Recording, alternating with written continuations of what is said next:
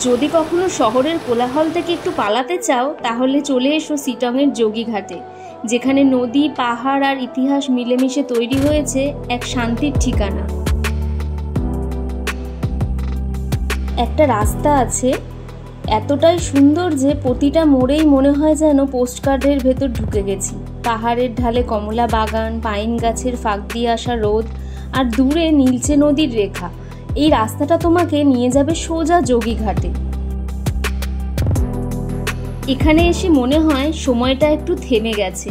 নদীর কলকল শব্দ, ঠান্ডা হাওয়া আর চারপাশের সবুজে মনটা একেবারে হালকা হয়ে যায়।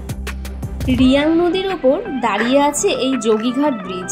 একসময় এখানে ছিল পুরনো কাঠের ঝুলন্ত সেতু, যেটা ব্রিটিশ আমলে তৈরি হয়েছিল। পরে সেটার জায়গায় বানানো হয় ইস্পাতের ব্রিজ, যা শিটং আর মম্পুকে যুক্ত করে রেখেছে। এটাই যোগীঘাট।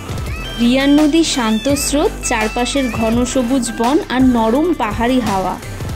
স্থানীয়রা বলে একসময় সাধু সন্ন্যাসীরা এখানে ধ্যান করতেন, তাই নাম হয়েছে যোগীঘাট।